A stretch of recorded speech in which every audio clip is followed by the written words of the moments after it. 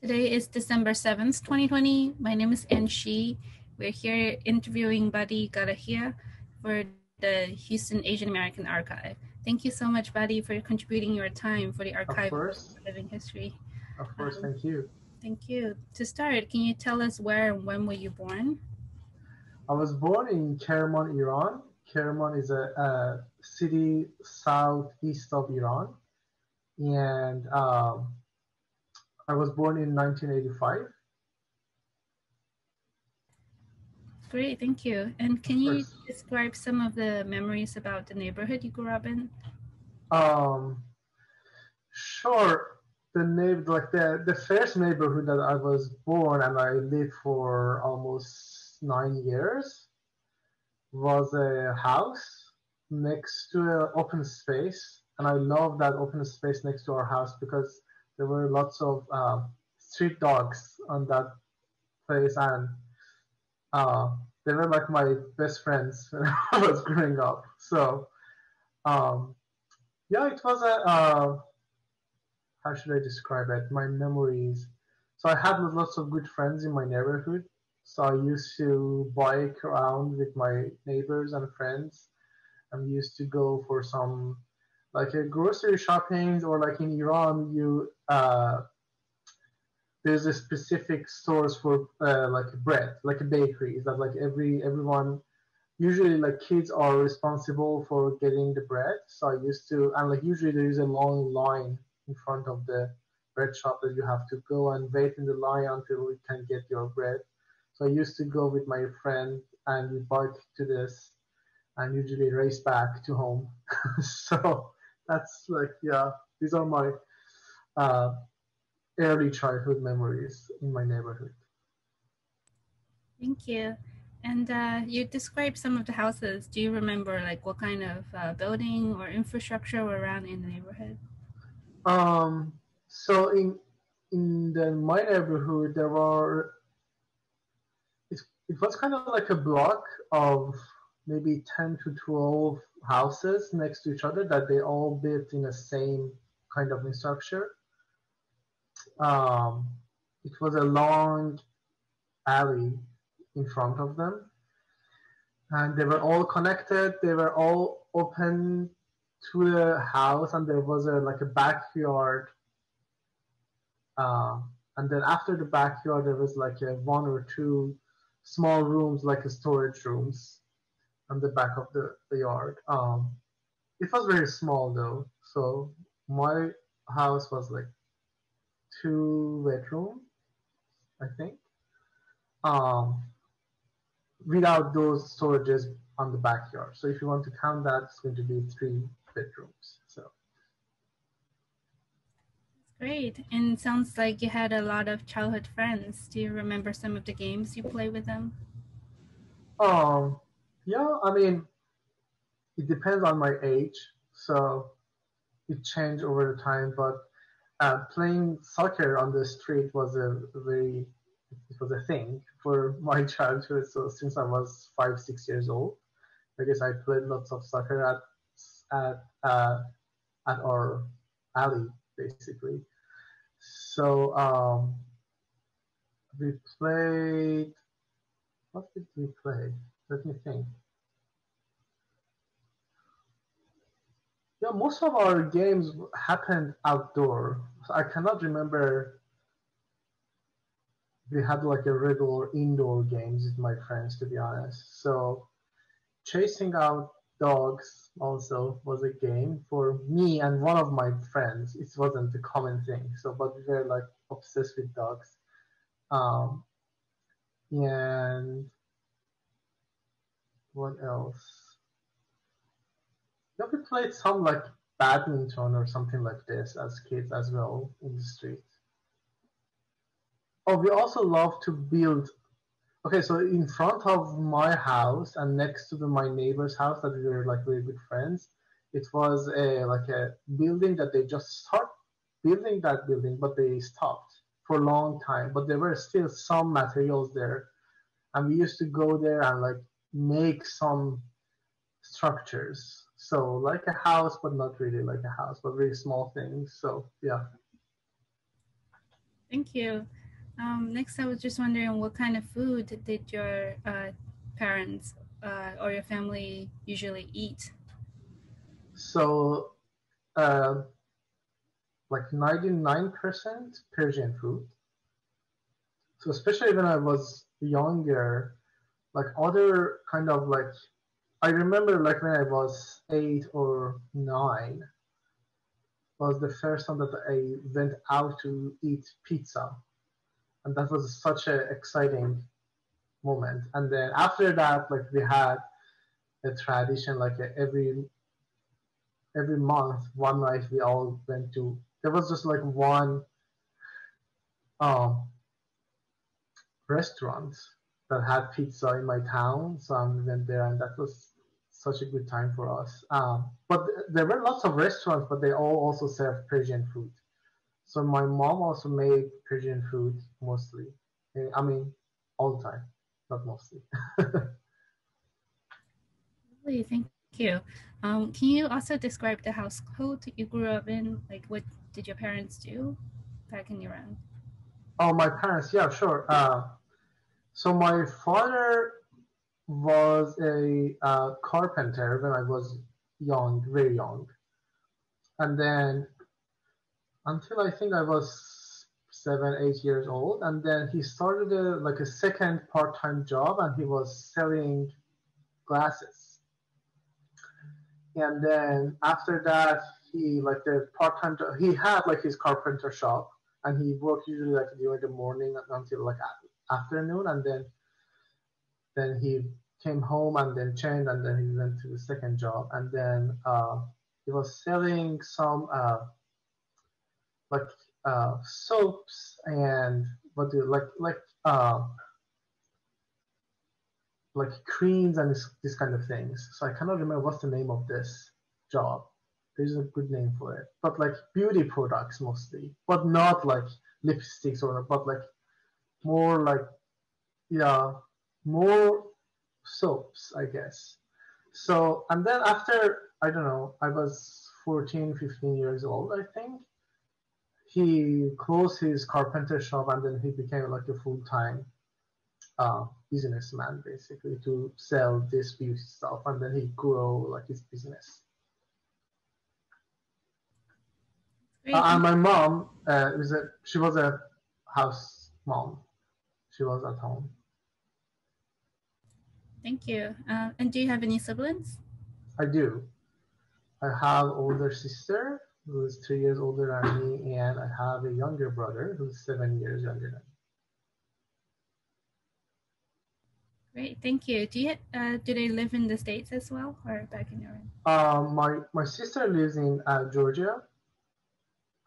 She's a pharmacist, and my brother lives in Rome, Italy. He's a grad student there. He's studying city planning.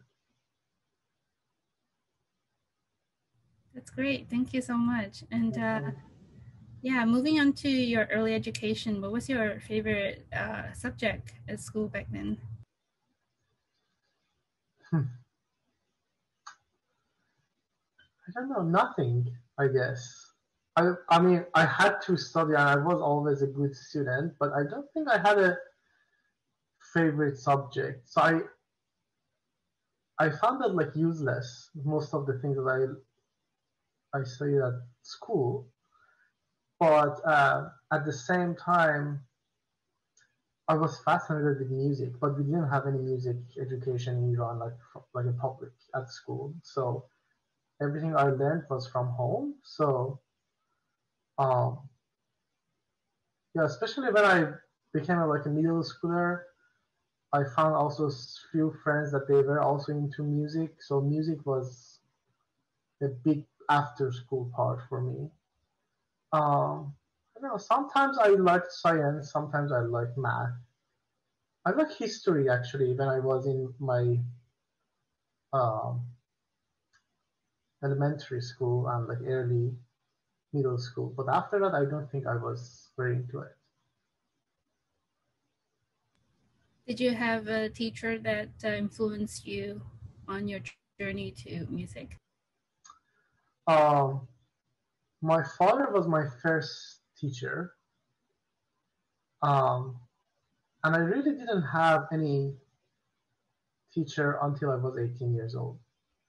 So actually, I had this kind of funny. I had one teacher in Iran that I studied violin when I was 7 years old for maybe 6 months or so.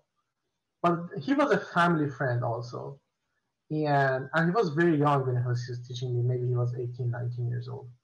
Um, and but like when I got older, he became also like I sang in a choir, and he was a choir director of that choir. And it's funny thing that he lives in Houston now. So yeah, that's something I didn't know, but I figured recently that he lives in Houston. Um, yeah,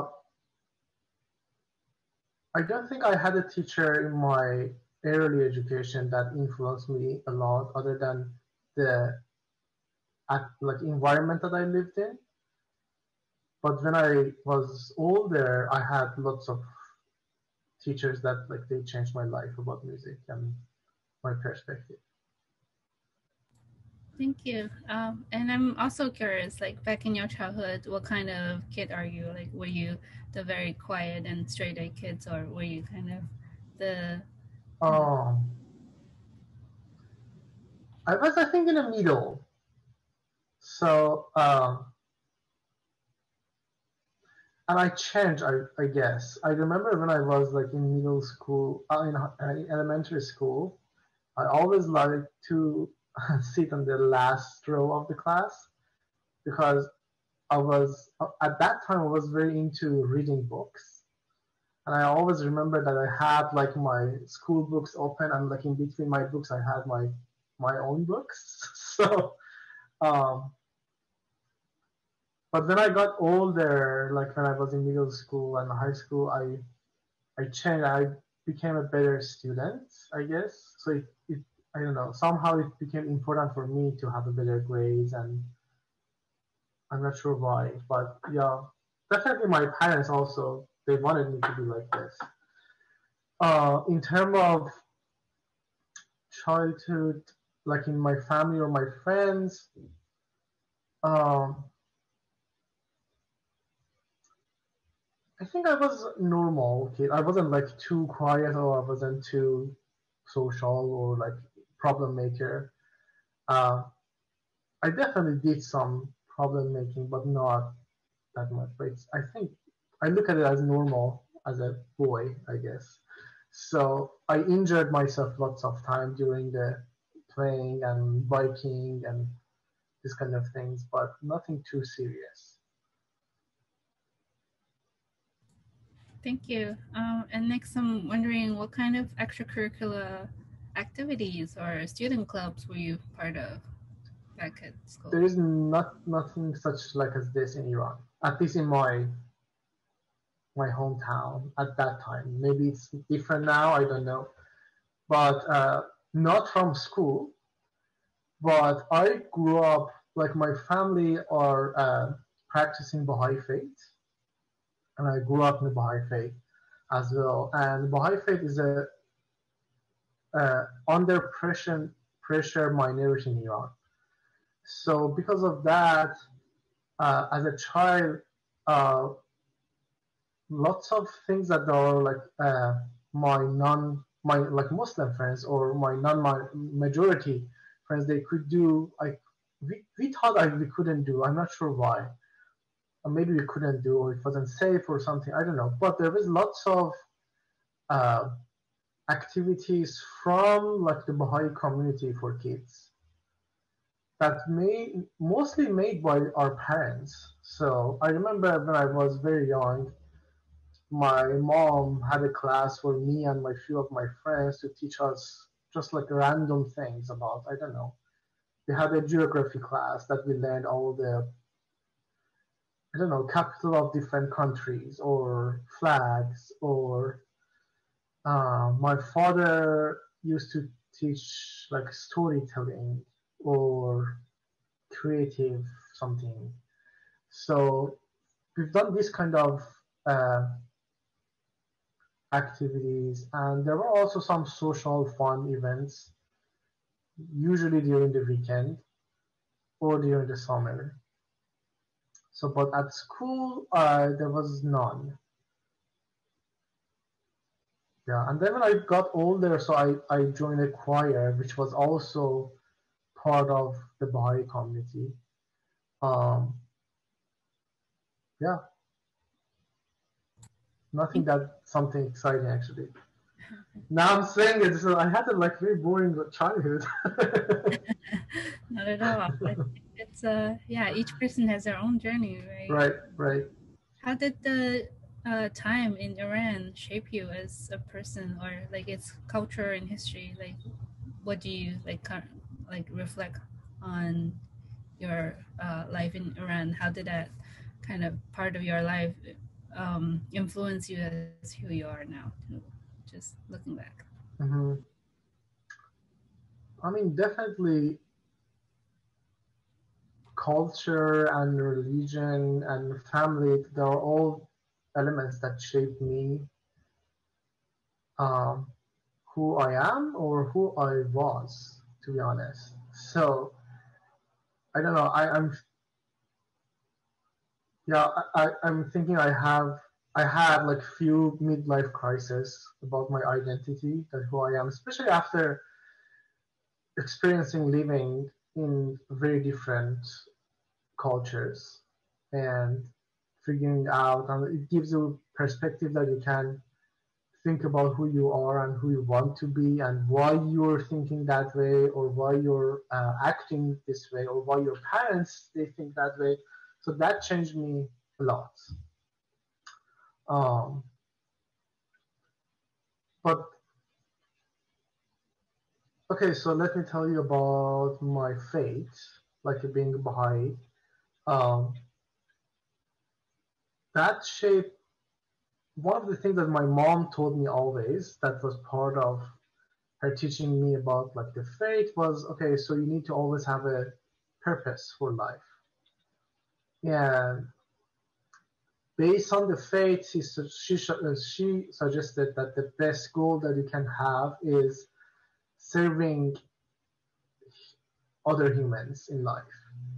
And I, now that I look back and like to see why I'm whatever I've done in my life, lots of things I think is coming back from this mindset that okay, this is a good thing, even though I'm questioning it still. But I think lots of ideas that I had about the work I wanted to do, about my activism or anything like this, was kind of related to that. Um, so this is coming from part of my faith slash family. Being from Iran, definitely musically, um, being Iranian is a big part of me. Like all of my, I would call it like a listening bank, is coming from whatever I was exposed as a child. Even though I grew up in a family that my father mostly as a kid forced us to listen to classical music, but I was still uh, managed to listen to lots of Iranian music as well, especially when I was like teenager. So that shaped me a lot musically, like the culture. Um, Let me think.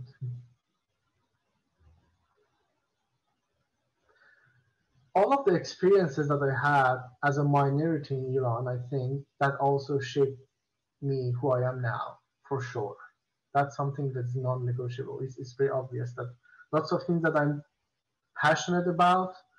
I'm 35 years old. I'm still at school. This is coming from my experiences as a kid in Iran. That like I was banned from higher education and lots of other things that forced me towards uh, being passionate about education, my education, and others' educations. Do you mind explaining a little bit more about how Iran banned you from higher education? Sure. So about like 40 years ago, in 1978, there was a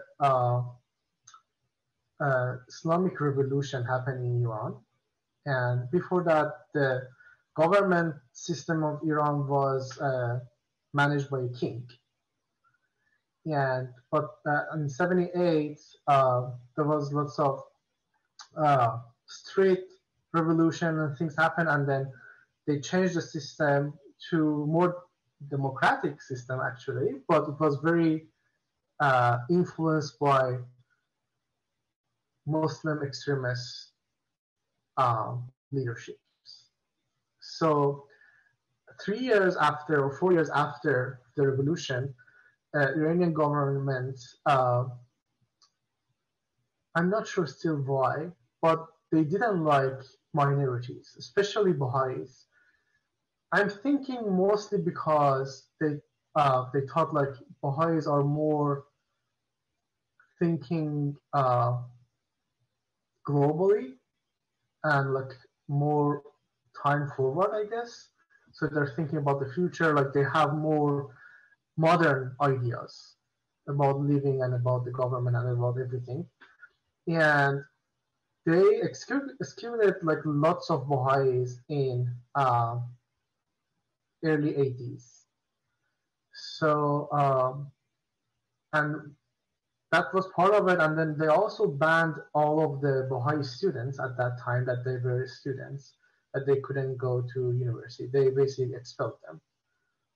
So both my parents, they were on the last year of their degrees when this happened, and then they couldn't get their degrees. So, and after that, in Iran, everyone needs to take an exam to go to university. And for a long time, there was so I will have to do application for this exam. And there was a section in the application that asks you, what's your religion? So I remember maybe like 20 years ago or so, you had to write what's your religion. So and if they see that you're Baha'i, then they didn't give you permission to actually attend the exam. So basically, then you couldn't go to university. And then change it to, okay, so we're not going to ask you what's your religion, but we're going to give you options. And there are like 4 options, and Baha'i is not one of the options. So Baha'is believed they didn't want to lie basically about their religion, and it's not just something religious. I think it's more fighting for your rights of a thing. So, and then recently, maybe in the last 10 or about 10 years, last 10 years, they even then don't do that for the application. But then some Baha'is, they can actually attend to exam, and then like 90% of the Baha'is, when they want to get their result, when they open their application after the exam, there is something comes up for them that says your application is not complete. So therefore, they cannot actually attend any universities. And even though Baha'i minorities is the biggest minority, religious minority in Iran, but there is lots of we don't know how, but everyone knows who are the Baha'is, and then they just figure it out in a way. I don't know, but few people actually can get to universities from Baha'is, and it's coming mostly from the like world pressure, like an international pressure to Iran about the human rights. But usually they get expelled from university after a year or two. So yeah, and that's happened to me as well. So when I was 18, I wanted to actually I was one of those people that I could attend the exam, but when I finished my exam, I couldn't get my application it says like my application is incomplete. So, having been kind of discriminated for your religion in that way, has it in any way come across your mind to kind of disguise your religion by any chance? No, at least not at that time when I was in Iran. I'm not saying that I'm a very religious person, and I'm not saying that I'm coming also from a very religious family, but my my parents they lost like their best friends when they were in like their twenties after the Iran Revolution. Few of like their closest friends got killed by government. So and they also got expelled from university. Both of them are very smart people, and it became like a fight for at least I'm talking about myself. That okay, so if you don't let us to go to university, we figured out to how to do it. So that was the like my mantra when I was 18, 19, and not just me, most of my Baha'i friends as well. So yeah, I was very confused actually when I was a little younger because in Iran when you go to school you have to also study some religion courses and like it's Islam for everyone. And usually my uh, religious studies course like teachers usually at the first day of the school when they come to the class they ask everyone who's not Muslim and you need to take your hand and say okay and they ask you what you are. And some of them they don't care that much, but some of them they just don't like you because you're not Muslim. And I remember when I was on seventh grade, I had a teacher that he didn't like me, and he was not a nice person to me in the class. So lots of time he uh, physically abused me in the class in front of my classmates. And at that time, I didn't know, I didn't understand. I was young, and yeah, now maybe at that time I was confused that like why are you doing this because of religion? Because like who cares about religion? I was like that as a kid. Um, yeah, but I don't think I've never actually came to my mind to change my belief system or my faith because of the pressures.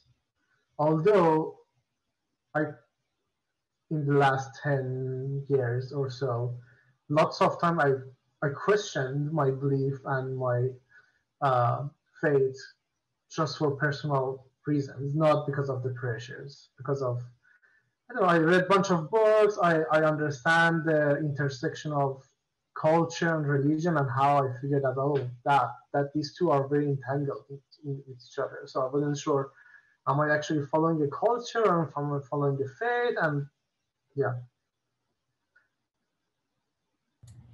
Thank you for sharing that journey. of Um, course.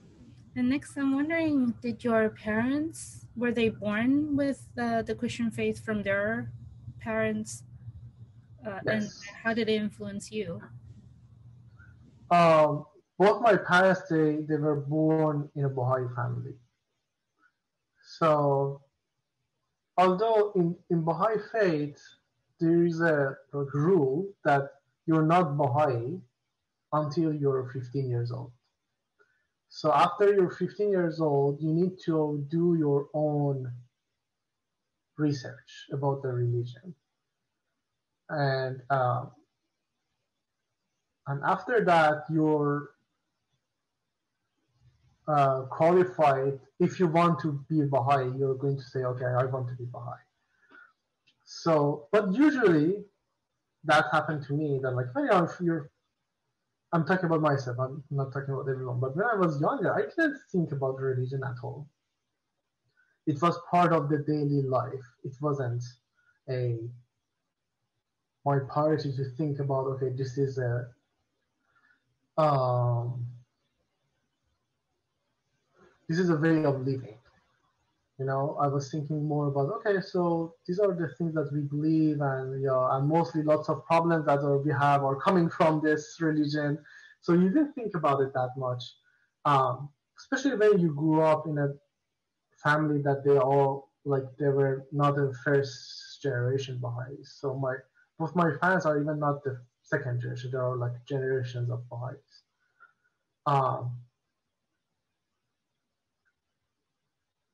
But I also did lots of research when I was older, and I'm still doing it, about other religions because I'm still very confused, but I was more confused maybe 3, 4 years ago. I attended a bunch of like Bible studies, for example, or lots of I attended some as a kid. I was very familiar with Islam because all of the studies that I've done at school was about Islam. All of my friends were Muslim, and yeah, and all of this actually informed me that it seems like Baha'i faith still sounds more interesting to me. So, but there are still lots of things that like I'm not sure about them, so I need to do more research to be like a 100%. But like the ideas that I grew up with from Baha'i faith that taught by my parents, I still believe in like most of them. That I think that was a good way of growing me up and teaching me. So Did you have a strong teaching from your local church back in Iran? there is no church for Baha'is. So everything is actually community based. So but we had some like weekend classes taught by our parents, not like very something too serious. But most of like my information are coming from my parents, not from like other entities. So how is the kind of family-based community or the small congregation back home in Iran? So like in my hometown in Kerman, when I was growing up, there was like maybe 1,000 Baha'i members. Like and so like every month, every 19 days, Baha'is actually gather together to make some uh, prayers, and also there is a feast. So they just like socialize basically. So there is like a devotional part of the feast, and there is also a social event after the devotional. So that was the way that I socialized with lots of my other friends, and like my family is also socialized. And yeah, and these are all community based. So on those like face, sometimes they decided what to do about, and there were like some children classes, and I was a lot younger. That and it's not just about the religion, to be honest. At that time, at least what I remember, it was about everything. So even like in the classes that I mentioned earlier that my mom taught us about geography and something, sometimes there were some like faith teaching in them as well. Now that I'm thinking about it, to just memorize some prayers or something like this. Thank you. Of And course. wondering with the you said you were dismissed from your course in college after a year. Is that the same associate degree in music that you received from Bahad Institute of Higher Education, or was it another one? No, actually, that was about me. That like I got expelled, so I couldn't actually attend university, like public universities in Iran. But about 25 years ago, I mean, like 8 years after the Iranian Revolution and after all of this discrimination started, Baha'i community in Iran they started like their own university, which is not credited by Iranian government, so you cannot use your degree for anything. And it started very small, maybe like 4 or 5 degrees. And over the time it got bigger, and like there were like more Baha'i students, and now it has more than like 30 different degrees, I think. But um, there is no infrastructure for it, so there is no like building for this university. So all the classes happened at people's houses um, at that time, and usually it's not a continuous program. So every 2 weeks for 2 or 3 days, students get together with the teachers, and they have like 2 or 3 like intense classes, and then they go back to their uh, cities, and then they come back for. So every semester they have 6 to 8 or 8, I think, uh, 3-day courses basically. So, but these days, actually, everything are very different because of the technology. So now, the Baha'i Institute of Higher Education is doing most of their teaching online. So, and they're also using lots of uh, help from people around the world. So I studied my associate degree in music at this university. Actually, I started with pharmacy. I studied 1 year of pharmacy, but I hated it. So, and then I switched to music. Um, so yeah, I did like 2 years of music studies, and then that was it. But after that, for 2.5 years, I was teaching at the same institution. I was teaching one course, and then I was also involved in the administration. But the whole system works with no money, so there's no money involved. Everything is part of like act of service. So the teachers, the administrators, like students, they don't pay. So everything is just part of service, basically. So I worked with them, and then me and 2 of my classmates at that time, that we were all working at the same time on the administrative thing, we decided to find some ways to actually make this associate degree as to a bachelor's degree. And then after 2.5 years, we were able to start the 4-year degree. And then I was teaching and doing administrative work, and I was also a junior student at the university. So, but everything didn't go as planned as we wanted. So lots of the classes that we planned, they didn't happen. So this basically, we had to study for 2 more years, but these 2 more years took almost 5 years. And in 2011 and then in 2013, there were more pressure from Iranian government on Baha'i Institute of Higher Education, or BIHE, and they started arresting students, professors, and administrative teams in Iran. And that was when I decided to leave Iran. And yeah, but I'm still teaching online with the same university. So this is, after I came here, this is my 3rd year that I'm teaching course there. Thank you for sharing. I'm just wondering, how far later did you decided to move to the U.S. and what was your decision? What do you mean? Can you? Yeah, sure. So yeah, reading about your background, you sought asylum for religious asylum for, and then you were kind of stuck in Turkey for a little bit, and all those like really... Not Turkey.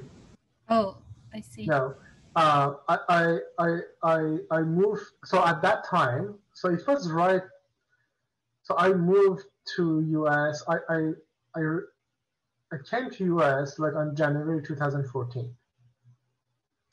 So, but my sister, 4 or 5 years before that, um, went through the same process that, but Baha'is at that time in Iran, they could apply for a system that they could get refugee status in US, but it took at that time between like 2 to 3 years from the day that you apply up to you get to US. But in between, you have to go to Austria and to do like it depends. For some people, it's 3 months. For people, a year. Do like a background checks and lots of paperwork in Austria, and then you could come to US. That's what happened to me as well. I see. That was really interesting because I also was reading your work on Apache. Oh, that's about my friend. This is not about me. I see. That's about my best friend. Yeah. Can you tell us a little bit about that story? And you are one of the producers, right? Or you're the sole producer? I am. Yeah. So the story is about my best friend Basir. So we were in the same institution. He was also studying music and he played cello, and we became like best friends. I was also very good friend with Basir's wife, which was my composition teacher's daughter. So and we spent lots of time in Iran together. So we worked together also, and yeah, and when I so Basir was also involved at BIHG, and basically had the same kind of story. But Basir didn't have. So if you want to leave Iran, so you have to go through a what do you call it? Or like so you have to serve for some amount of time in Iran in the military. So, but Basir didn't want to do that, so he couldn't get his passport because of that. So the only way that he could leave Iran, which was common, his brother did the same thing like 2 3 years before he did, was actually passing the border and go to Turkey and then start like his asylum thing in Turkey. So yeah, I think the same year that I came to US, he also passed the border and went to Turkey in 2014, if I'm not wrong. And then usually when you go to Turkey with this situation, it takes a little bit longer from the day that I went to Vienna. So it takes 2 years from the time that you're in Turkey. So he had some savings that he could, because you cannot work really in Turkey. And yeah, and then right at the end of like this process, the Muslim ban happened, and all of the that like after Trump, everything got canceled for refugees. So they got stuck in Turkey. So they didn't know he couldn't go back, because if he go back to Iran, he could go to prison, and he couldn't leave the city that they were in. So it was a really hard time, and they were out of money. And one time I saw a Instagram post from him, and he's like amazing cellist. One time I saw a post from him that he's working in a wood factory, that he's cutting woods, and then he also cut his hand. So that was like such a tragic moment for me, that like, oh, he doesn't deserve to be this, because he was playing in like Iranian National Orchestra, like the best orchestra in Iran, and now he's working in a like illegally in Turkey with almost no pay, and now he's hurting himself as an artist as well. So, and I try to do as much as I can. So I even like emailed like Georgia's representative to just tell them the story. I didn't hear anything back. So I had no idea. So I'm like, his brother actually lives also in US. He lives in Pittsburgh, and he did the same process maybe 2 years before Basir. And it was also hard for me because I was seeing myself that, oh, I came here now.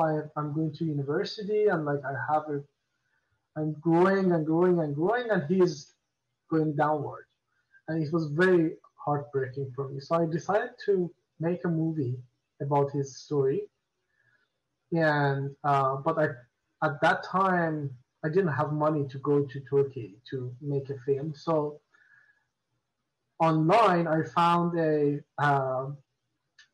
Turkish filmmaker also, and then we did a fundraising together to fund his trip from Istanbul to the city that Basir lived to go there, and then he filmed some stuff that we talk about. And then I was basically interviewing Basir and his wife Nura uh, on Skype, and he was filming them. And then he sent me all of these shots, and then I produced a documentary and I made music. So it wasn't the normal um, documentary. It was a documentary with live performance. So there are three. It's like a string quartet that has no cello. So, but we have like four seats with three string players and one empty seat for Basir with the lights on. And Basir played all of his parts in Turkey and recorded, and the other three players are playing live with the recorded cello part. So, yeah, that's the story of Aposi. And Aposi is the nickname of Basir in the wood factory. So you said the food factory. Wood. Oh, I see. Yes. So it's like a carpenter shop, but huge carpenter shop. I see. Wow. I'm so excited to see the story. It sounds such a touching. So many history and very personal ones behind it. Yeah. So last year they could finally get out of Turkey, and now they're in Australia. And he's playing with Perth Symphony, so he's doing well now. It's good to hear. Yeah. Yeah. Wow. Like when is this documentary coming out, and have you received some feedbacks on the documentary? There is actually it already came out. So, but we didn't find any like place to actually sell it or anything like that. So basically, I applied for a few occasions and then I sent them the actual because it's not just a video. It needs like a live performance with it. So um, it's more like a art installation than just a documentary because it has a live component to it as well. It's interesting. Yeah. Wow. Thank you for sharing. And Of course. it's probably one of the new kind of beginning for people to start making like very intimate. It's also another form of oral history, but with a performance aspect, and then True. right? Mm-hmm. And just back to your own story now. Uh-huh. What are some of the immigration experiences? Because it definitely sounds your own is as like heavy and dramatic as well. Like, can you share some of those? Sure. I'm not sure if like I had a very heavy experience because especially when you're coming through as a refugee, you see lots of other people from like other countries, especially people like in Africa, for example. I mean, in lots of the early processes, uh, so when you come to US, you have to go through some like paperwork and stuff. And then I've seen lots of like Somalian, for example, refugees that they live in like camps for years before they come to US, and like their life story is not even comparable to mine. So I think I had a really easy transition, to be honest, compared to them. Um, But and I'm very grateful for all the opportunities. I really believe like U.S. is a land of opportunity. So, but in general, I think the cultural shock is a very common thing for all of the immigrants. Um, Definitely, I had lots of cultural shocks that like influence you to reevaluate yourself, that like who you are, so why you're who you are. So I don't know, maybe it's not a common thing, but for me that was the biggest challenge because um,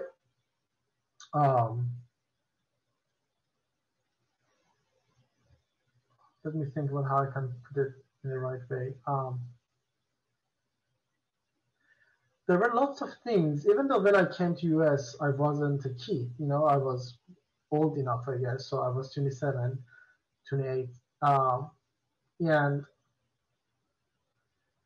but there were lots of like important things that I've never thought about them.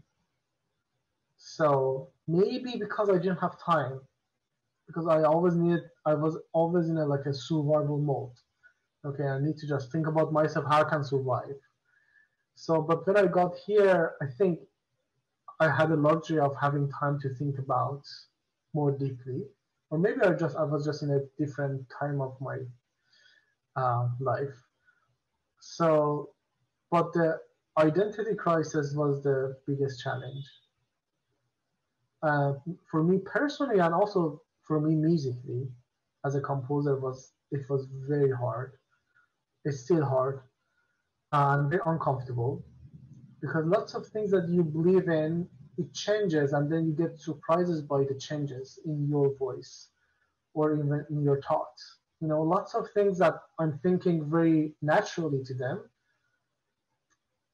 it seems like impossible when I was young, or it seemed like a scene when I was a lot younger. Or for my music, lots of things that I do right now, naturally, if I played the same song for like a 20-year-old baddie, he would hate all of the things that I'm making now. So this is a very big conflict of interest. And also, I had very interesting experience of being naturalized. Like when you go through all of this documentation and like the naturalization test and everything, that you're figuring that, oh, actually um, I'm alleging myself to a new country, and it's weird. It was weird, at least for me. Um, yeah, and the mix of like having like dual identity is very confusing in lots of ways. Can you talk a little bit about the naturalization test? What was it like to go through that process?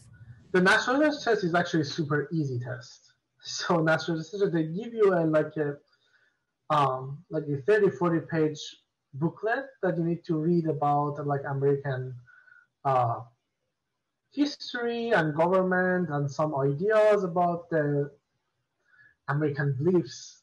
So and about the Constitution, and then you go and you have an interview with someone that are asking you a few questions that they want to see if you can understand them. You can speak English, and also these basic uh, facts about the United States. Um, but the naturalization test itself is not very confusing. But when you're doing um, you're filling out the papers for naturalization, that's something that was very interesting for me because I thought these are all paperworks. Like being an American Iranian is just on the paper. It's not changing who I am. It's still like I am who I am. So like these are on the paper that now I'm also American, or I have an American passport. But surprisingly, it wasn't like that.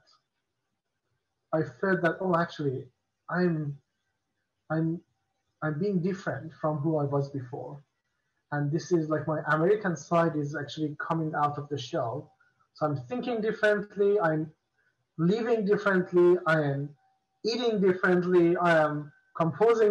It's everything is different from me. So, but I still trying to not always trying, but always try to hold some of my old like thoughts or beliefs. But sometimes this holding becomes a fight between a new identity and old identity that you don't know which one is best for you or which one you want.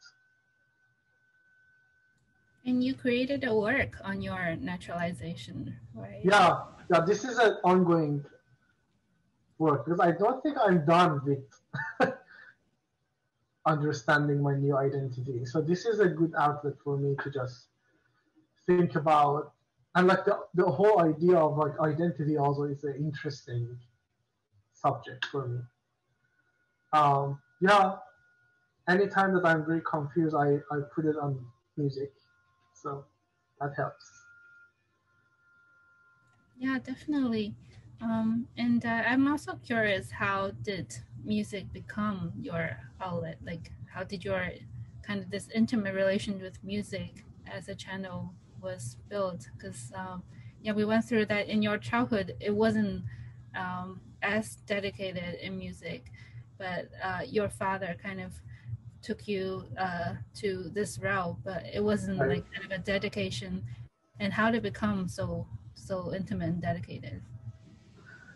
Um, yeah, actually, I was like right before our interview, I was listening to another interview by my one of my old piano teachers, and she was telling like when she was 4, she was playing piano and blah blah blah, and then she was 7, she went to another country to study music, and then she went to Juilliard, and like I said, like, oh my god, I didn't have any of this experiences. Why I'm doing this?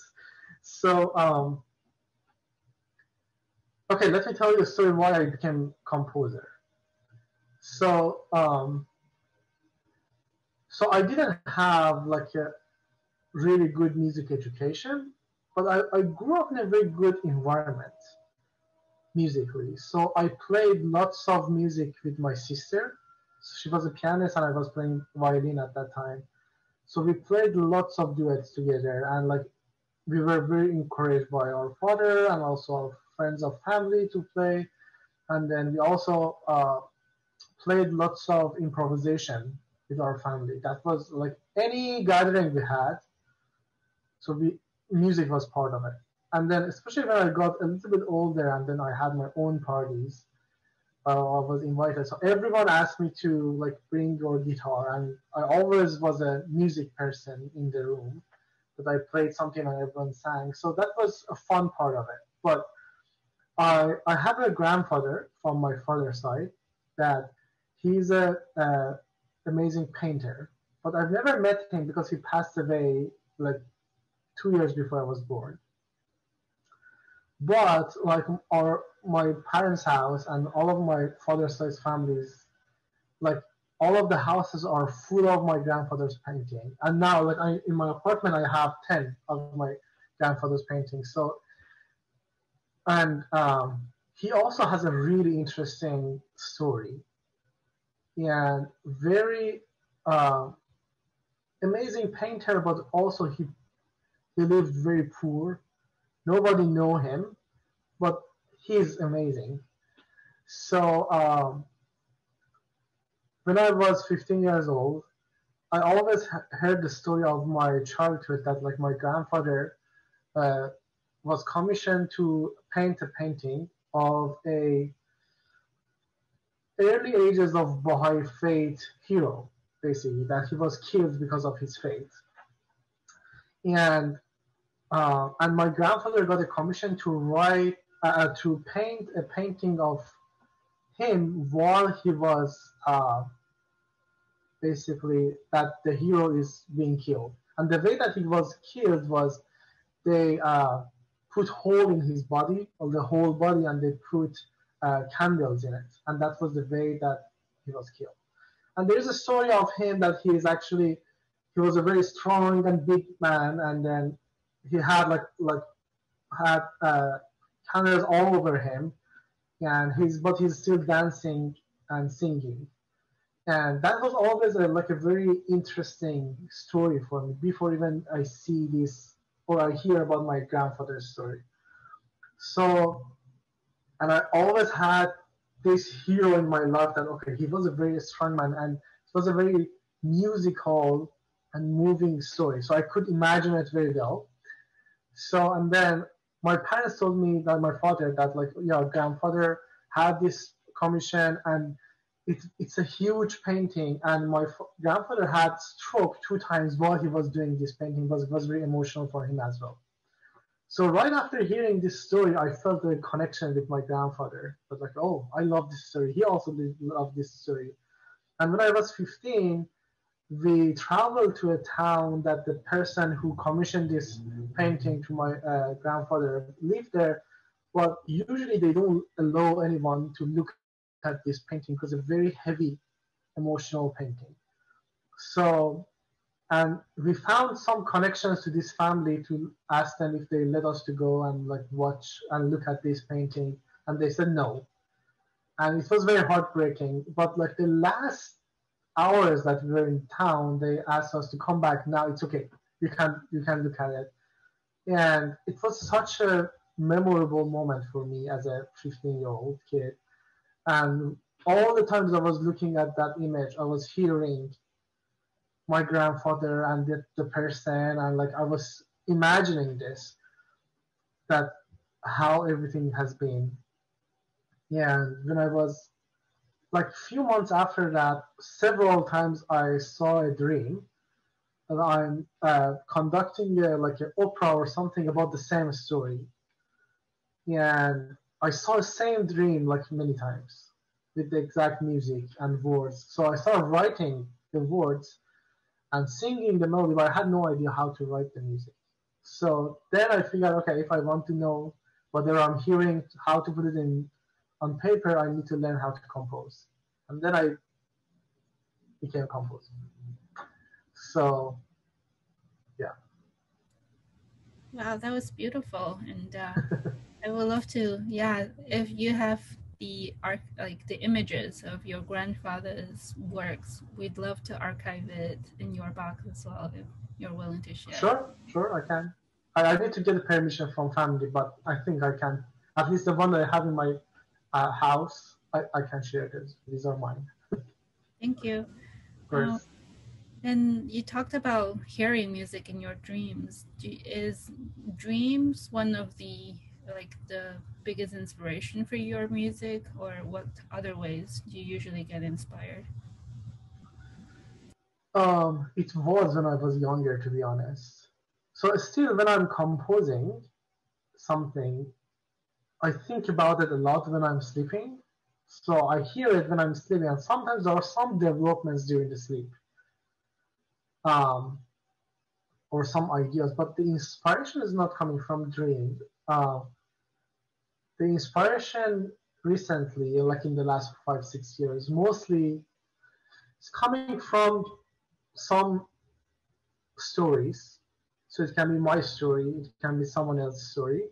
So I love to narrate something with music. So I'm like the narration gives me the inspiration how to make the music and how to make the project. Um, Sometimes I have to write something with no narration. It's super hard, to be honest. Um, yeah, but like the most interesting thing for me is actually when I collaborate with other people, like instrumentalists or artists or anyone, and then I talk to them. I have my own kind of interview with them. I ask them like what they think, tell me interesting things about, and then all of the inspiration is coming from the conversation usually. So most of my favorite pieces that I have done is coming from this kind of conversations. That's interesting. Wow. I hope you can also check out our archives and probably find some stories that might inspiration. inspire Yeah, you. that Yeah, would be fun. thank you. And can you talk a little bit about the training you had at Georgia University, University of Georgia? um, sure. So even though I almost finished my uh, bachelor's degree in Iran, but because I had to leave Iran, I I had like I need to take one more course to be graduated from PhD, but I couldn't. So I came to University of Georgia and I asked them if I can actually transfer my credits, and they said no. So I thought like I can actually finish this and then start my master's degree, but I couldn't. So I had to start over.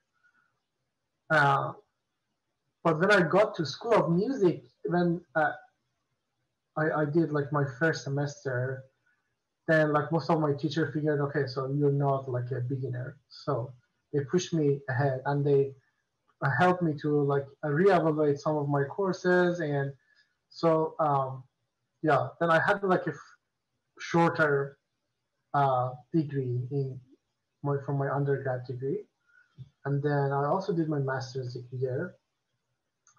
um, I love University of Georgia, so that's like my heart is always with University of Georgia because it's like my home.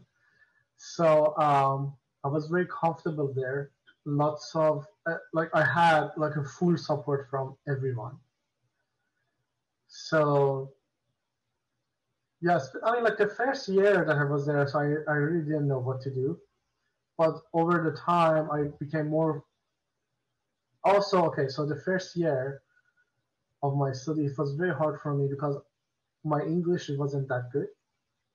So I couldn't communicate that well. I had lots of problem writing well. So and I was questioning my intelligence to be honest.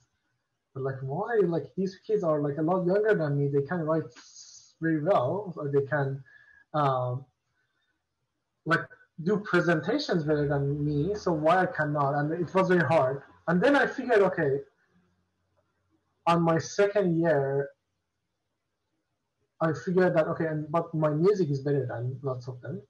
So, well, not better than lots of them, but I'm not behind in my music, at least. So I like my music gets enough recognition or more from like few more other students.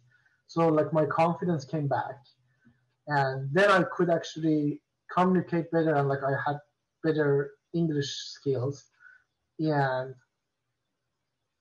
I love the community at like School of Music there. And also Athens is a very small city. It's basically a huge university with some houses around it. So that's how I see Athens. But it's not that far from Atlanta, which is like a huge city. Um, but it's a very progressive city, Athens. It's like a blue dot in an old red dot. It's now it's all blue, but um, and it's a very musical town. So if you go to downtown, it's like Nashville or Austin in a way. So that like you hear music and art from all the bars, and like there are lots of art shows around the town. So yeah, That's great. Thank you. of course. And do you remember anyone who helped you settle down when you first arrived? In the United States, Yeah, in United States or Georgia. yeah, in Georgia. I mean, like my sister lived in Georgia, so she was the biggest help for sure. Yeah. Um, yeah, I mean, I lived like for 3 months, the first 3 months with my sister, and my nephew was just born at that time, so it was actually good for me and for her because I was babysitting my nephew for the first 2 months that I was for 2 or 3 months, and like I made a very special bond with my nephew. He's 7 now. Um, yeah, and like at school also, I remember it was a summer. I applied and I got accepted to university, but I was trying to figure out how I can uh,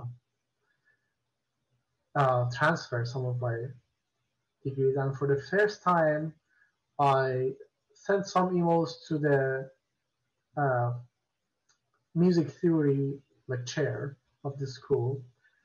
And when I met her, she was like the nicest person ever and helped me. And she introduced me to one of her TAs to like get some uh, classes with him. And I did like 3 or 4 classes with him, and everything went well.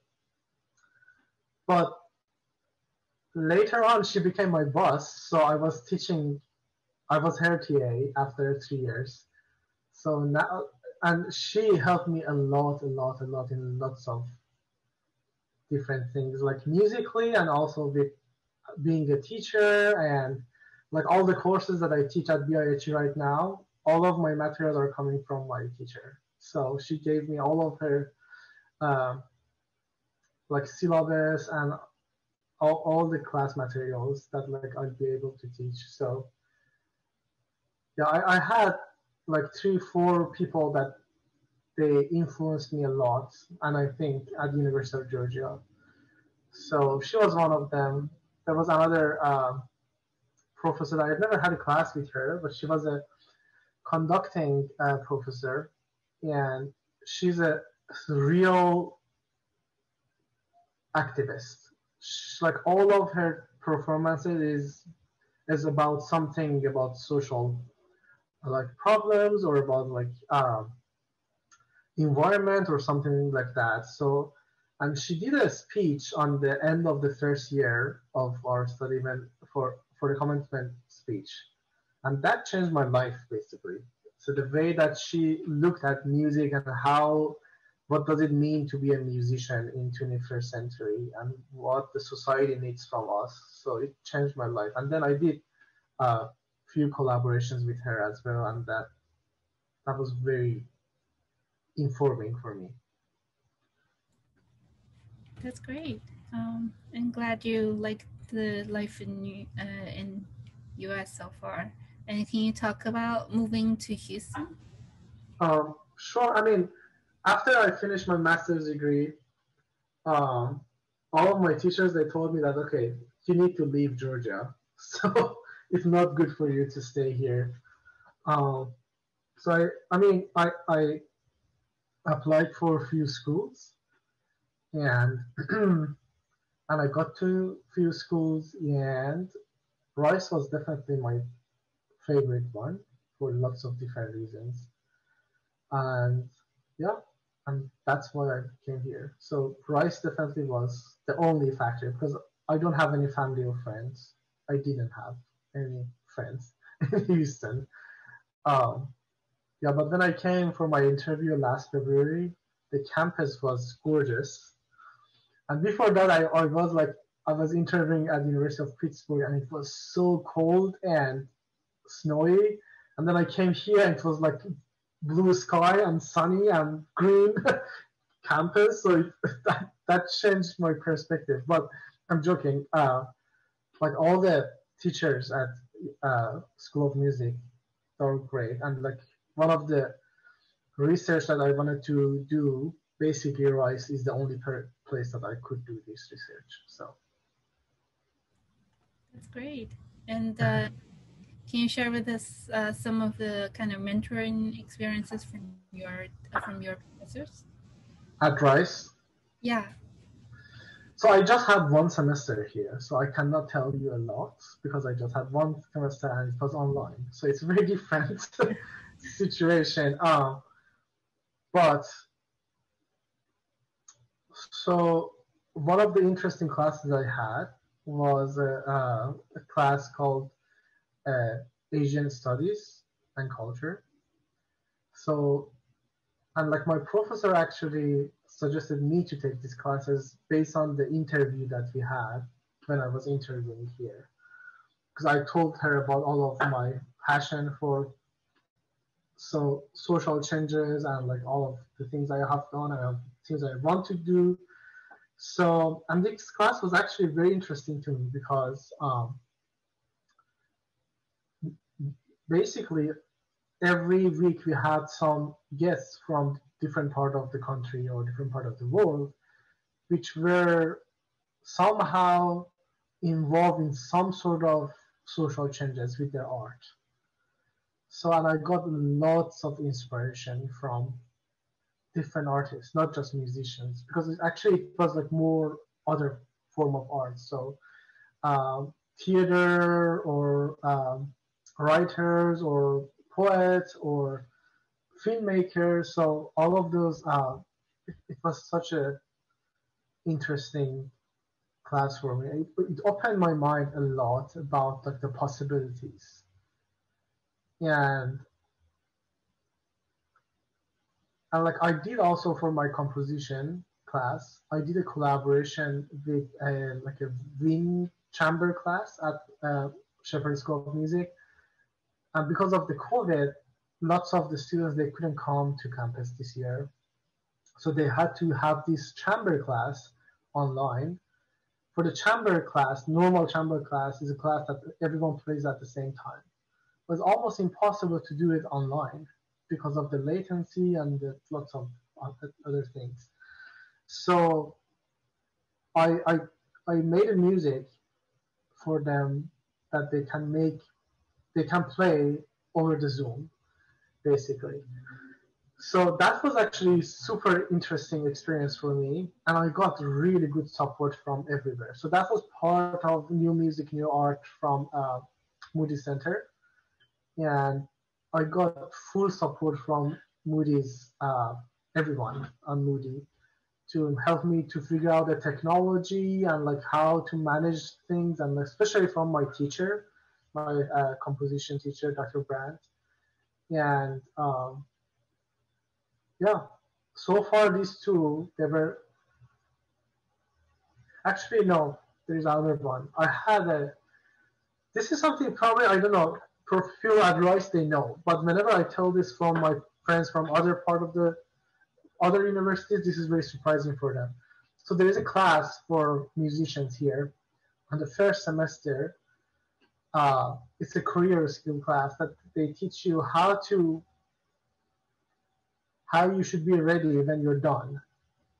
And this happened on the first semester, which is a very interesting approach that teaches you what you need to do in the next 3-4 years during your doctorate, that you have a better market for yourself, for job. So that also was very interesting class. And I think it was very smart choice to put the class like this on the first semester. Great to hear. And how did you settle in Houston? Like, did you find any Iranian community here in Houston that you get to? No. I mean, to be honest, I moved here in August, and I had 2 weeks before my semester start. So, and it was like during like early August, that was one of the worst time for the COVID. So I stayed home mostly. Yeah, and then I was, and I am still. I haven't finished my semester, but I became super busy with the semester, so I didn't really have time for, unfortunately, for socializing. I know that there is a big Iranian community in Houston, but I haven't, and also big Baha'i uh, community in Houston, but I haven't been able to actually get in touch. I mean, I have few friends from school, which is that's a good start. Great. Next, I'm just curious, what do you think of Americans' representation of Iranian arts, like music, performance, or films, or pop culture in general? I mean, can you repeat it one more time? I think I got it, but I want you to repeat it one more time to make sure that I understand your question. Sure. So I'm just curious what you think about the representation of Iranian art forms in either like classical art forms like music, performance, or in pop culture like films or mainstream media. Like, what are your thoughts about their representation of Iranian culture? Um, I think it's very different from. It's very different where you're looking at. So something that bothers me a lot about, like, I don't want to say like mainstream media, but like there are lots of like Hollywood like like movies or TV shows, for example, that whenever they are talking about a bomb or a terrorist attack, even though if it's not about Iran, so it's a terrorist attack is coming from somewhere else, but the music is Middle Eastern music. So that bothers me a lot. So this is a bad representation of, in my opinion. Um, but in other ways, there are lots of interesting, actually, Iranian American artists in US, especially like there are lots of them in California and or New York. Um, most of them are modern artists, like modern musicians, modern visual artists, or but I don't think like Iranians in general, they have a strong platform to represent themselves, at least in at US. Um, I mean, something like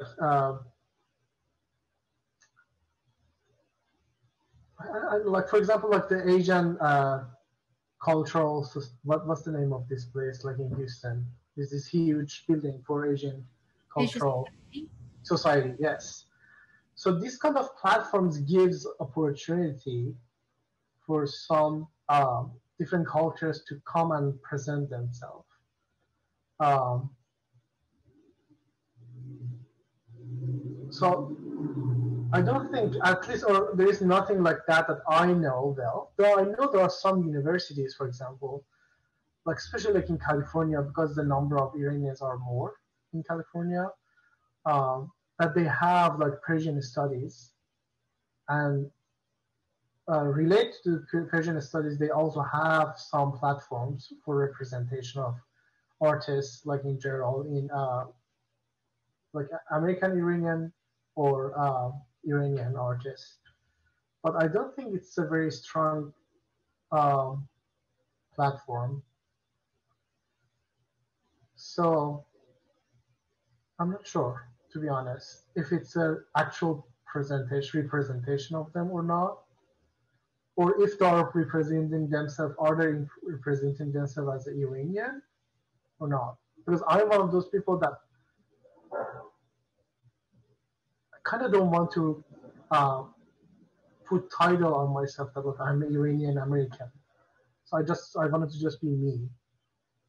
So of course, when someone hears my music, they can find some Middle Eastern roots in it. This is just in my DNA, I guess.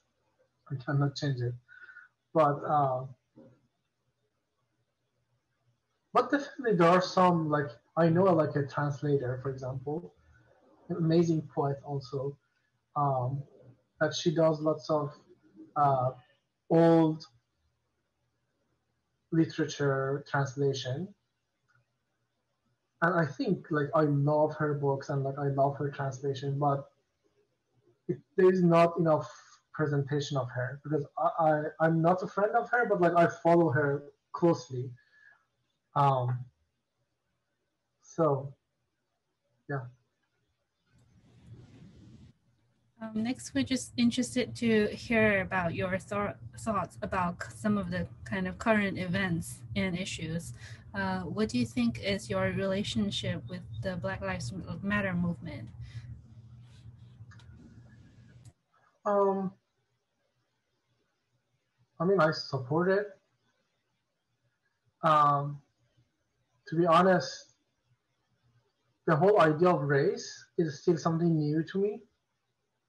I mean, I grew up in a country that unfortunately there is no diversity of race. Um, it's interesting actually because there is a diversity of color in Iran.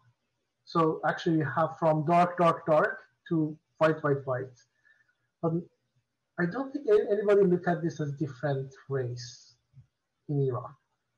So there are different kind of discrimination happening in Iran, especially regional discrimination in Iran, or language discrimination happening in Iran, but not race related.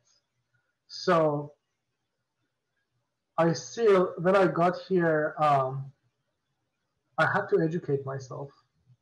I'm still doing it. It's kind of funny because this is one of the changes that I see in myself because these are the things that I've never thought about them before, not as a concern that okay, this is something that exists in a way in 21st century. So we all read about it like in history, but it was hard to understand why it's still happening, why people are still thinking about it. So I haven't done any like direct activism towards it, to be honest. And sometimes I feel um, I don't want to say this is not my story, but I need to be educated enough and I need to have enough experience to be have a right influence on it. So the only thing that right now I can do is just support it.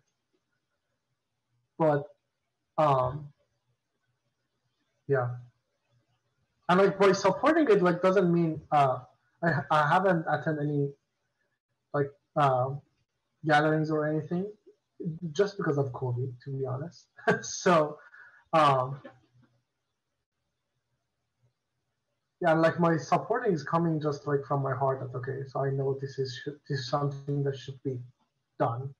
There's the changes that needs to be done. So yeah. Great. And since you moved to the US, I'm just curious, have you come across any form of racial stereotyping because of your appearance or your country of origin? Yeah, some of them are funny, some of them are heartbreaking. Um, so I'll tell you the funny one first. So after actually Black Lives Matter happened, I was still in Georgia, and because most of my friends they know that like I'm active in social things at school, for example, or like in Athens. Uh, there were lots of conversation how we should support our colored friend, and I was in like a big group chat about this. I wasn't very actually active, but I could read all the things that people talk about. And then after a while, and like one of the things that they wanted to do as white friends, that they need to just like personally go and support their colored friends. Just have sitting with them and talk with them and like talk to them and hear their concerns and see what they can do as a white ally, basically. So, like few days after that conversation, one of my friend, like he's a really good my friend of mine, and he said like, "But do you want to just hang out and then let's go to the park and let's with the social distancing thing, or let's talk." And at first, I thought like he wants to do something like a collaboration or something, and then in the middle of the conversation, I figured that like he's actually approaching to me as a person of color. That, but that was a very new thing to me because in all of the American forms, if you're Middle Eastern, your race is white, which is something I've never thought about it. That like, okay, I'm actually not white, but uh, at least on paper I'm white, so I don't know. So then, like when I told my friend that, like, actually on paper, if there's any like a um, discrimination happens on paper, it's not going to happen for me, thankfully, or I don't know, not thankfully. But then I told him like my story, that the first time I was doing the paperwork at US, I was doing for social security or for my driver license or something like that, and I was doing my form by myself, and it asked me about my race, and it has like, okay, white, black, Hispanic, Asian, something else, and I put Asian because okay, so I'm coming from continent of Asia, probably I'm Asian. So and then I went to the clerk, and like she looked at me and said, "You're not Asian." I said, "I'm from Iran. Iran is part of Asia." She said, "No, you're not Asian." So and then I figured, okay, so at US on paper, I'm white. So which is just doesn't make sense. So anyway, that's a funny story. Go ahead. Sorry. Oh yeah, I was just gonna say East Asian was also considered white for a long period of time. Yes, that's something I learned in my Asian studies class. I can relate to that, which is it's just lots of things that doesn't make sense. Anyway, so but after 2016, especially after like a Muslim ban, um, I I personally like experienced some um, when people figured that like I'm from Iran, um, they just didn't like it. So once like I was walking the park in Georgia and I was speaking Farsi, and I don't know how the person figured that like I was speaking Farsi. I have no idea because he was American white. He was sort of like yelling at me that like you should go back to your country and all of these things, and like I didn't pay attention, but it was just like it was new because when I got here I didn't have anything like this. But right after 2016, it seemed like things changed and people are coming out of their racist shell. So Yeah, definitely the leaders of this country and the campaign, the politics have a lot yep, to do with the status of the mindset. right, the mindset. Yeah. Yeah, and what are your thoughts about the most recent election that actually just looked like a month ago? I mean, to be honest, I was very worried about it. Um, I thought like whatever I knew that Trump is going to do whatever he's doing now, but I thought more people are going to act like him. But it seems nobody is taking him seriously, which is a very good news to me. But I was very um, concerned about how about like if he doesn't agree and then he just don't go away and then he starts something, put people in front of each other. So I'm glad that it didn't happen. I'm hoping it's not going to happen. I don't think it's going to happen. Uh, I'm not a political person, to be honest. If I had a very hard time to because I want to be a social activist. I want to do something for my society, but I kind of against being political about it. But sometimes it's very hard to avoid being political and social activist. So it seems like these two are kind of together, so you cannot get away. But something that I don't like in general about U.S. political system is it's just it's very binary. So and yeah, especially like after in the last 4 years, I figured that like there is no real conversation between people, and everyone knows about all of this, like all the social media and how the system works now. But at the same time that I cannot have a meaningful conversation with some people that they have very conservative views. At the same time, most of my, I'm working in art, and 80% more of the artists are more liberal. So at the same time, I have sometimes hard time talking with my very liberal friends that are ignoring the existence of other half. So that also concerns me a lot. So what I'm hoping is um, a conversation between the two parties and a more balance. So it's right now it's just too left and right. So and the middle it really doesn't exist. Even though right now we say, oh yeah, Biden is going to be more in the middle, but I'm not sure if it's going to happen that easy or not. But that's what I'm hoping, that you don't have to be agree, but you can still work well, live together well in the middle. So and all the policies, I think they need to have they need to know how they can deal with this balance, I think.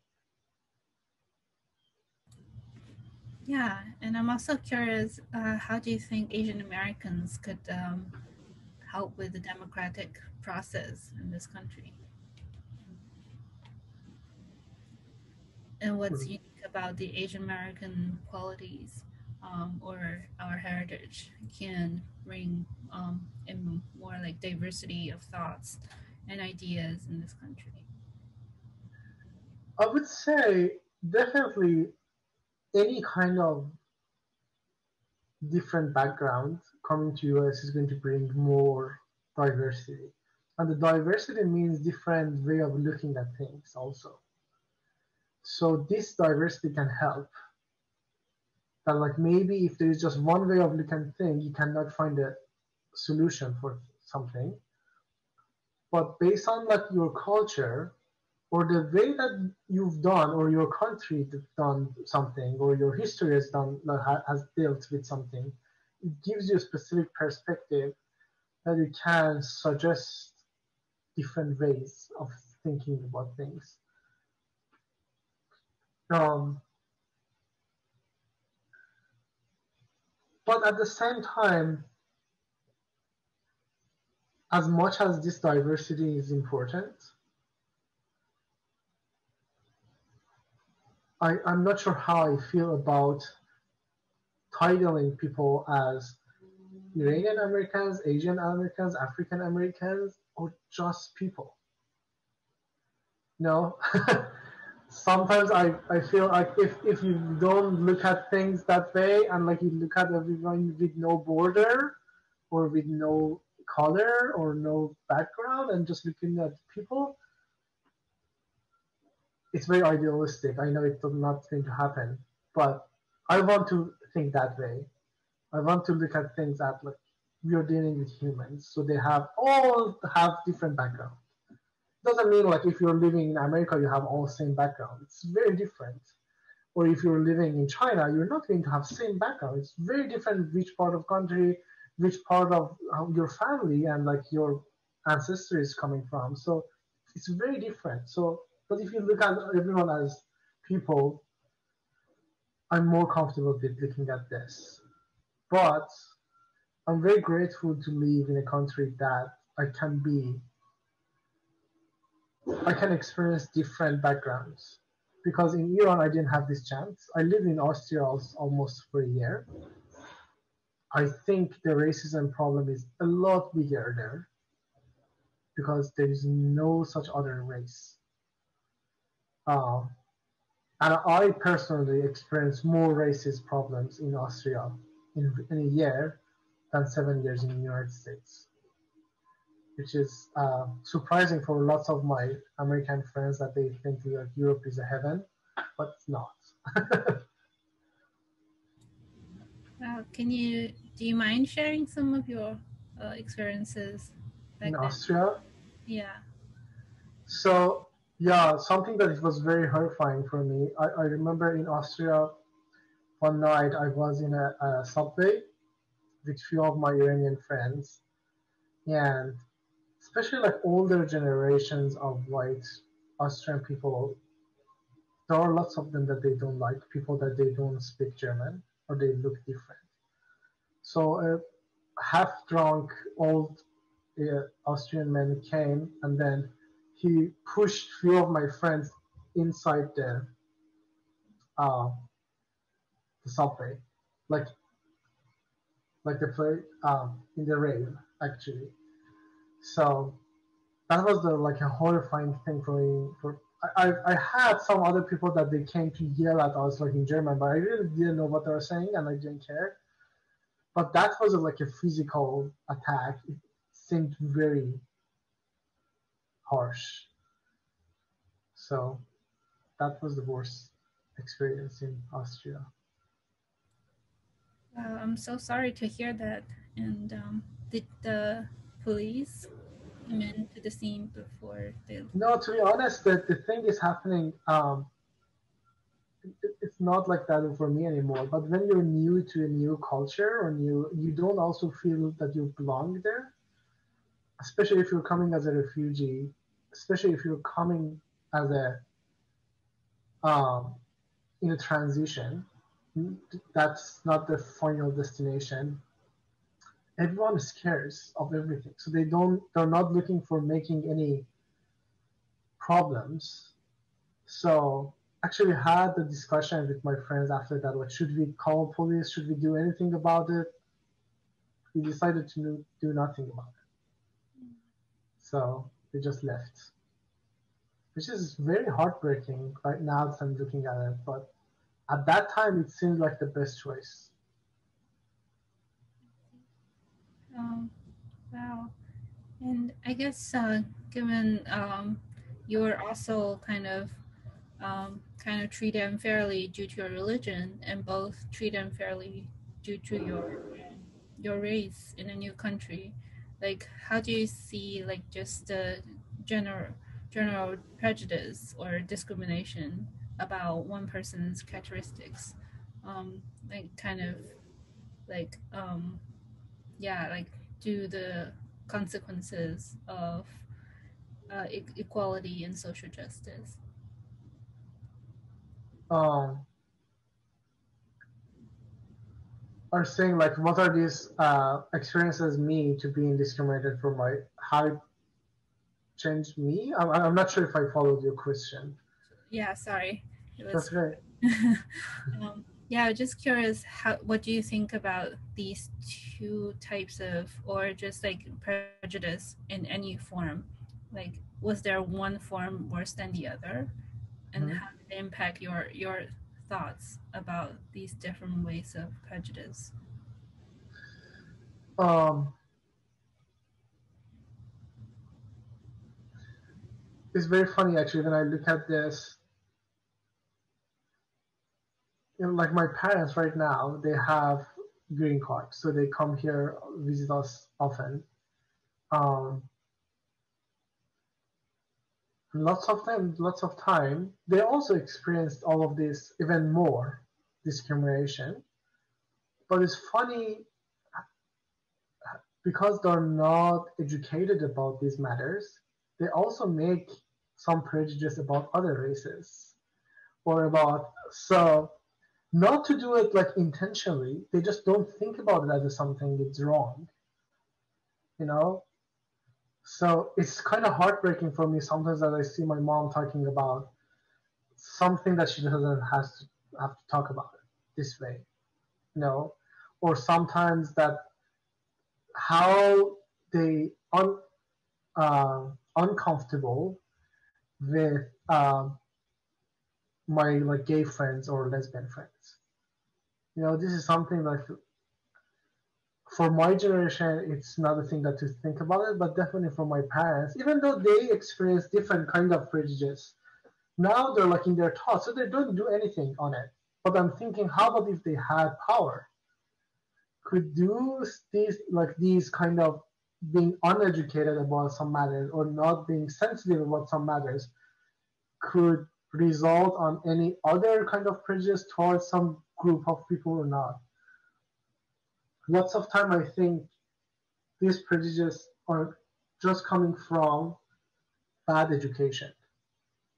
So bad education sometimes means like very conservative religious ideas or lots of other things, or not just being thoughtful about some sensitive matters in your education from your family or even from like your educational system.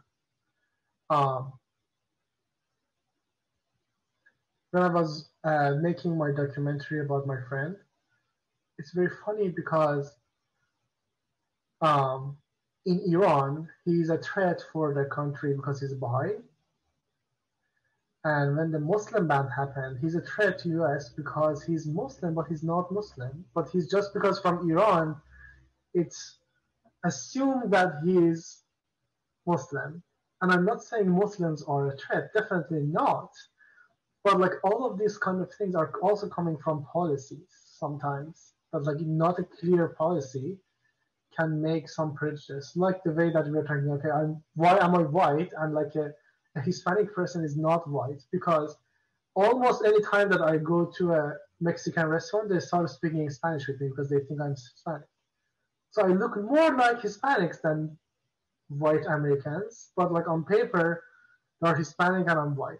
So It's a really interesting place to be. right. I hope that many of our conversations like this could help like lower the border of prejudice and help we all understand each other and where we are all coming from different places. True. I really hope to. Thank you so much, Betty, for sharing your thoughts and really, overwhelmingly inspiring life stories to me. Oh, thank you so much.